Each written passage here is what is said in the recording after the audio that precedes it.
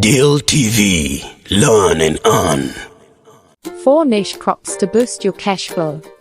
Diversifying the farming operation by adding a high-income niche crop is an effective way to utilize a small piece of spare land. Welcome to Deal TV Africa.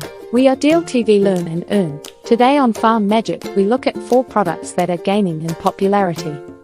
Blueberries. Blueberries make a useful addition to a farming enterprise. Many tomato and cucumber farmers, for example, have found that transforming a tunnel from vegetable production to this blue superfood requires minimal input. With the right fertilizer application and management, blueberries can make a lucrative crop. Production.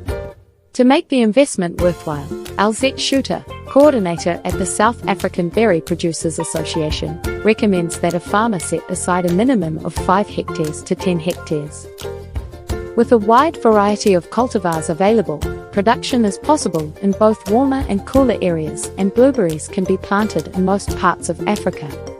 However, while older varieties suited to cool climates are freely available, newer cultivars and those that can be grown in warmer areas are subject to royalty fees. Schutter notes that while plant material can be difficult to obtain, more companies are investing in South Africa and therefore availability is improving. At present, the season extends from August to February, but with new cultivars coming onto the market, production could soon take place all year round. Plants bear fruit within the first year, but Schutter advises that it is best to try to achieve vegetative growth in the first year and harvest only in year 2. Blueberries have been earmarked as an industry that can aid in rural employment, as the venture requires about 3 permanent workers. The bulk of local production is destined for UK and European markets. Work is underway to open markets in China and South Korea. Golden kiwis. The sunny cousin of the green kiwi is the golden variety, and the market for it is strong and growing. With a sweeter, less acidic taste, it has been well received on the Far East, UK and European markets. Production. Golden kiwis make a good addition to an existing farming operation where implements and equipment are already available. Golden kiwis require less winter chilling than standard green flesh varieties, which extends the potential production region across a wider area of Africa. The ambient temperature should not exceed 35 degrees Celsius, however. High humidity is preferable during the fruiting season, but growers in warm, low humidity conditions have seen good results with mister systems installed in the orchard. Using good rootstock is a necessity when planting a new orchard, and as availability has increased, so too has the use of grafted plants. Most golden varieties require plant breeders' rights, however. The first harvest can be obtained within just 4 years. The season varies from February to March for early varieties, and into April for mid to late season cultivars. The crop is harvested once annually, and vines can stay productive for at least 40 years if well looked after. Microgreens. Microgreens demand is too high that farmers are struggling to supply. Production. Microgreens require minimal space as they can be farmed vertically. Production can also take place indoors, and outbuildings can easily be converted into mini farms.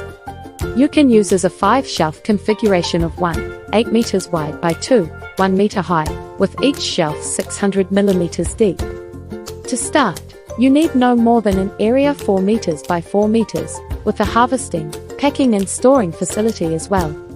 With indoor farming, temperatures are easier to control, and should range between 18 degrees Celsius and 25 degrees Celsius. Additional water is required when temperatures rise. Seed is easily obtained from seed companies. Production takes place throughout the year, and a harvest is possible every 12 days for most varieties. For beet and Swiss chard, leaves are harvested every 21 to 25 days. Microgreen production is not particularly specialized, but requires trial and error to find what works best. Exotic mushrooms. With the popularity of Asian cuisine, creating a market for exotic mushrooms is becoming a lucrative business. Mushroom farming's profitability, however, depends on location and finding yourself among the right neighbors. Production. Producing exotic mushrooms require a space of 400 square meters to 500 square meters in a controlled indoor environment to make the investment worthwhile. Each fungus species has its own climatic requirement. Oyster mushrooms, for example, need 80% to 90% relative humidity with a temperature of between 18 degrees Celsius and 21 degrees Celsius, and 12 hours of daylight.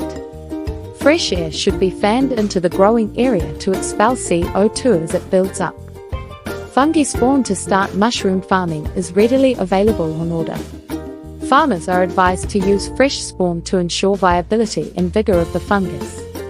Oyster mushrooms have a turnaround of 4 to 5 weeks to first harvest, while shiitake mushrooms may take up to 100 days before the first fruit body can be harvested. The former provides 4 flushes, or harvests, and shiitake 3. Because mushrooms are grown under artificial conditions, the grower can adjust the environment to suit production of the desired species of mushroom. Inputs versus income. The profitability of mushroom farming lies in the producer's ability to find a sustainable source of substrate. A grower should therefore first find a suitable substrate in his or her area that is readily obtained for free or at a small fee. If you live in an area where you have access to wheat straw, or have it as a waste product from your other farming activities, it will be your first choice of substrate for producing oyster mushrooms. If you have access to shavings from oak or other broadleaf hardwoods, you can produce mushrooms such as shiitake. There are only a couple of major components to deal with, and these can be overcome with a little bit of thought and ingenuity.